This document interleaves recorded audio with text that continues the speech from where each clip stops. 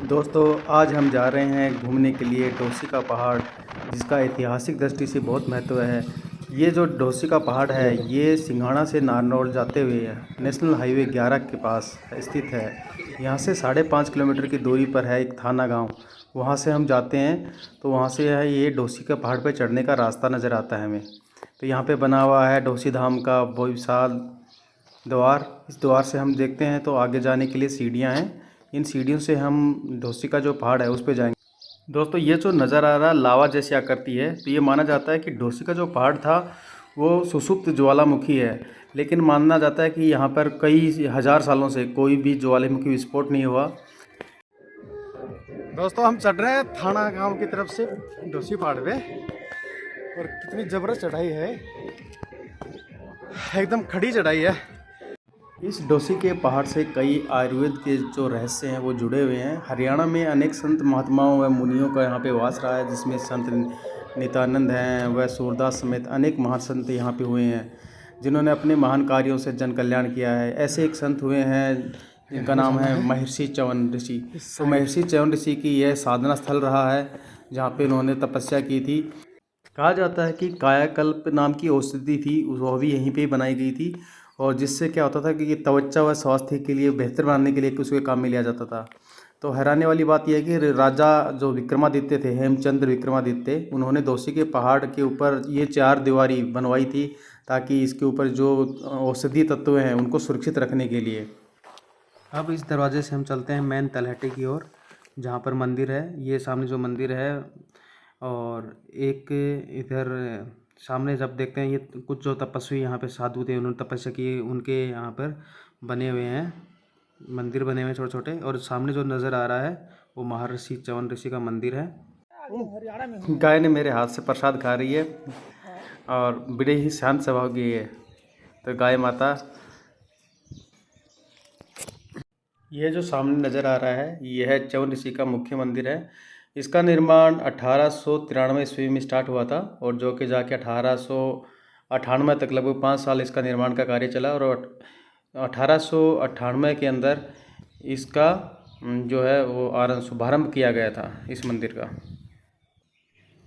एक अन्य कथा के अनुसार है कि महर्षि च्यवन ऋषि थे, वो डोसी के पहाड़ पर अपनी तपस्थली बनाया था और वो तपस्या कर रहे थे। तो उनके शरीर पर मिट्टी जो चींटियाँ होती हैं, उन्होंने एक मिट्टी का एक आवरण जमा कर दिया था। तो उस समय क्या होता है कि सूर्यवंशी राजा सरियती थे, वो अपनी पुत्री सुकन्या के साथ डोसी पहाड़ पर भ्रमण को आए हुए थे। और उसकी पुत्री सुकन्या ने क्या किया कि देखा कि ये जो मिट्टी का जो एक बाम्बी जैसा बना हुआ है, इसके अंदर 2 आँखें से चमक रही थी, मोती से चमक रहे थे। तो उन्होंने क्या किया, एक सरकंडा उठाया और सरकंडे से जो महर्षि च्यवन ऋषि थे उनकी आँखें फोड़ दी। बाद में राजा सरियती ने वहाँ से मिट्टी को हटाकर देखा तो उन्हें महर्षि च्यवन ऋषि बैठे दिखाई दिए। तो उनकी आँखें राजकुमारी सुकन्या ने अज्ञानतावश फोड़ दी थी।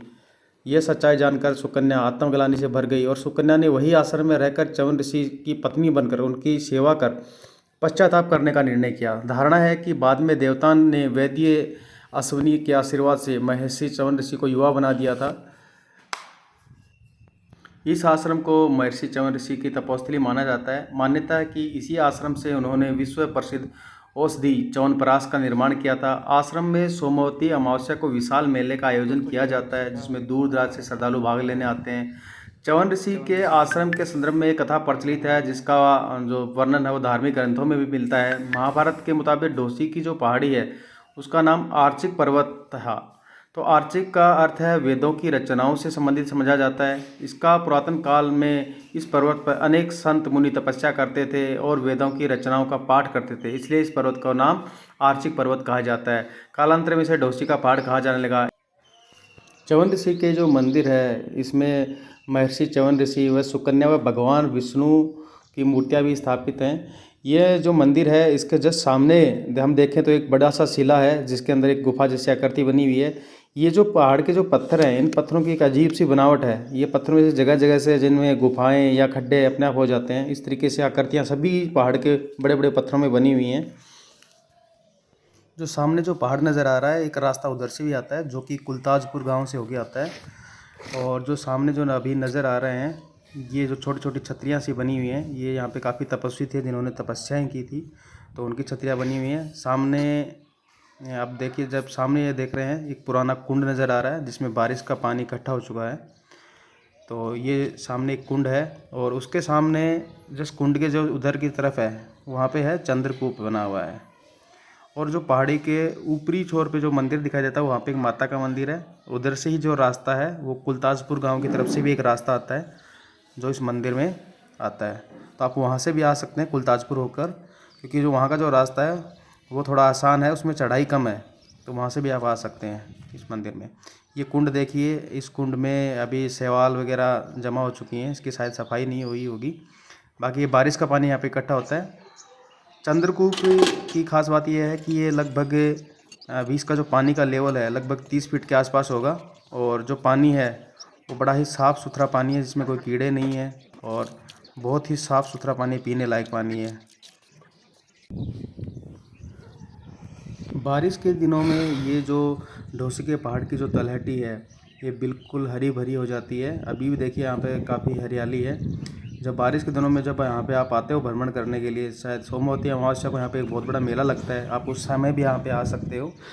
तो यहाँ पे मुझे पुजारी जी मिले, उन्होंने बताया था कि यहाँ पे एक ऐसी चट्टान है जिसके नीचे, उसको नाग गुफा बोलते हैं, जहाँ पे नाग जैसा फण का आकृति बनी हुई है। तो वहाँ पे भी काफ़ी जो तपस्वी थे उन्होंने तपस्याएं की हुई हैं। तो हम वहाँ पे चलते हैं। हमें यहाँ पे कुछ दोस्त भी मिले हैं जो देखने आए हुए हैं। ये सामने जो नज़र आ रही है ये नाग गुफा बोलते हैं। ये नाग गुफा है जिसके अंदर जाने का एक छोटा सा रास्ता है और हम उसके अंदर चल के देखते हैं कि अंदर क्या है। तो यहाँ पर कहा जाता है कि काफ़ी जो तपस्वी थे उन्होंने यहाँ पे तपस्याएं की हैं और उनको यहाँ पे सिद्धियाँ प्राप्त हुई हैं। तो हम इसके अंदर चल के देखते हैं। तो यहाँ पर एक छोटा सा धुनी टाइप बना हुआ है जहाँ पे शायद तपस्वियों ने तपस्या की हुई है और ज़्यादा कुछ यहाँ पे विशेष देखने को नहीं मिला। लेकिन इसकी जो आकृति है ये काफ़ी बड़ी गुफा है और ये पत्थर जो है वो सामने की तरफ निकला हुआ है, बिल्कुल जैसे कि नाग का जो फण होता है उसकी तरह। तो यहाँ पे हमने देखा, तो ये नाग गुफा है दोस्तों। तो यहाँ पे भी आप आ सकते हो देखने के लिए। इस नाग गुफा के ओर से भी एक रास्ता है जो पहाड़ी की तरफ नीचे की तरफ उतरता है। वो हमें अभी पता नहीं कि किधर की तरफ उतरता है, तो उस रास्ते हम नहीं जा सकते। तो ये जो नाग गुफा है इसका जो सामने की जो चट्टान है वो कम से कम लगभग 20 फीट के आसपास निकली हुई है। और यहाँ के पत्थरों की खास बात यह है कि ये पत्थर हैं, इनमें ऐसे गड्ढे हो जाते हैं अपने आप, जैसे इनका हवा से, मिट्टी से इनका क्षय होता है, उस तरीके से पत्थर बने हुए हैं। तो दोस्तों यहाँ पे ऑलरेडी बहुत से दोस्त यहाँ पे घूमने आए थे। तो ये दोस्त भी यहाँ पास के ही गांव से हैं, ये घूमने के आए हुए थे, तो ये हमें मिल गए थे। तो दोस्तों अब हम इधर से हम वापस चलते हैं, मंदिर की तरफ चलते हैं। ये जो रास्ता जो सामने नजर आया वो मंदिर की तरफ वापस जाने का रास्ता है। तो यहाँ पे एक लोकल गाइड भी हमें मिल गया है, ये सामने बैठा है, ये हमारा पीछा कर रहा है कंटिन्यू और हमारे साथ साथ घूम रहा है। तो दोस्तों हम चलते हैं वापस मंदिर की तरफ। तो अब हम आ गए वहाँ पे मंदिर में, जो मेन यहाँ पे है तलहटी, वहाँ पे आ चुके हैं। तो यहाँ पर मंदिर है जहाँ पे हमेशा भंडारा चलता ही रहता है। अगर कोई व्यक्ति आता है तो यहाँ पे खाने की व्यवस्था हमेशा उपलब्ध रहती है। ये खास बात है इस मंदिर की और पुजारियों की कि आप जब भी यहाँ पे आओ, अगर आपको भूख लगी है तो आपको यहाँ पे खाने की सारी व्यवस्था मिलेंगी। यानी कि यहाँ के जो पंडित जी हैं बहुत ही अच्छे स्वभाव के लोग हैं। तो आप जब भी यहाँ पे विज़िट करने आएँ तो बिल्कुल इनसे सबसे मिल के जाएँ। तो दोस्तों अब हम वापस चलते हैं नीचे की ओर। तो दोस्तों आखिरकार मैंने इस पूरे ढोसी के पहाड़ को विज़िट किया। यहाँ पे वो चंद्रकूप भी देखा जहाँ पे महर्षि च्यवन ऋषि ने तपस्या की और नहाकर वहाँ पे स्नान करके पुनः जवान हो गए थे। और यहीं पे ही हुआ था च्यवनप्राश जैसी औषधि का निर्माण। और यहाँ पे कायाकल्प जैसी औषधि भी प्राचीन ज़माने में मिलती थी। तो ये जो पहाड़ है ये काफ़ी अपने रहस्य छुपाए हुए है, अपने अंदर है और काफ़ी क्रमणिक जगह है घूमने के लिए। अगर आप कभी घूमना चाहते हैं, नारनौल के आसपास आना चाहते हैं, तो बिल्कुल इस जगह को घूम के जा सकते हैं। ये सामने से का व्यू देखिए, यहाँ पे अभी घास वगैरह काफ़ी हरियाली है और काफ़ी उपजाऊ ज़मीन बताते हैं। यहाँ पे पहले खेती भी की जाती थी। तो दोस्तों अब हम वापस चलते हैं पहाड़ी के नीचे की तरफ। और ये जो सामने जो रास्ता है वो वापस जाने का रास्ता है, जहाँ से हम चढ़े थे थाना गाँव की तरफ से, हम उधर की तरफ ही वापस उतर रहे हैं। तो दोस्तों यही है जो वैदिक काल में जिस पर्वत का जिक्र होता है, आर्चिक पर्वत, वो आर्चिक पर्वत आज का वर्तमान का ढोसी का पहाड़ ही है, जहाँ पर कुरुक्षेत्र की तरफ जाते हुए जो युद्ध हुआ था उस समय में यहाँ पे पांडव थे, वो अपने अज्ञातवास काल में भी यहाँ पे ठहरे थे। तो दोस्तों ये जो पहाड़ है ये काफ़ी ऐतिहासिक पहाड़ है और महर्षि च्यवन ऋषि का जो तपोस्थली है वो तपोस्थली भी है। तो ये जो पहाड़ है तो इसको बोला जाता है कि ये ज्वालामुखी से बना हुआ पहाड़ है, लेकिन अभी तक कोई ऐसा ठोस प्रमाण नहीं मिले हैं। बाकी इसमें जो लावा जैसी आकृति है वो हम जब उतरते हैं इस तरफ तो वो आपको नज़र आएगी, वो आपको मैं आगे दिखाता हूँ।